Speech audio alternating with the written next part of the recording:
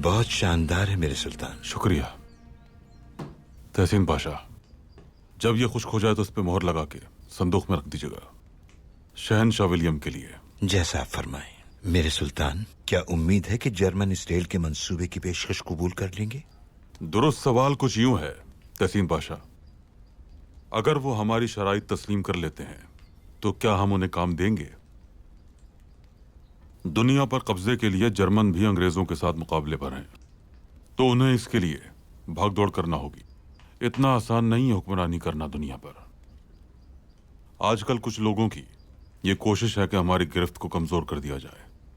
जलाल, Hiram अगर बाहर आए तो अब उसका पीछा मत करना, क्योंकि अगर उसने तुम्हें देख लिया तो फिर पाशा से मिलने नहीं जाएगा। और अगर वो फरार हो गया तो? दुश्मन से इंतकाम लेना हमारा हक है फरजंद। हिरम को भी माफ नहीं करेंगे हम, लेकिन हमारी अव्वलीन तरजीह अपनी सफों में छुपे हुए गद्दार को पकड़ना है। तमाम वज़रा को दावत भिजवा दी आपने? जी भिजवा दी सुल्तान। आफरीन। आज रात जो दावत में शरीक नहीं होगा और हिरम को फरार करवाने में मसरूफ होगा, गद्दार वही है।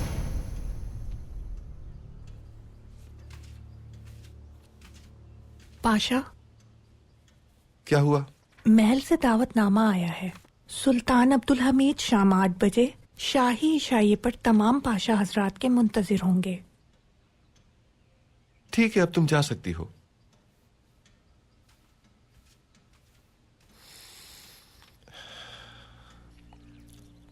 शाही इशाइया, वो भी आज।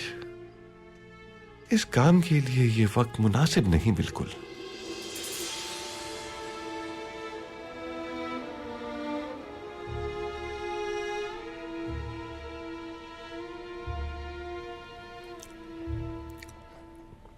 मेरा बेटा पागल है।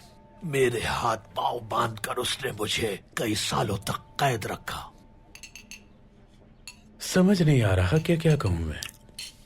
बहुत साल पहले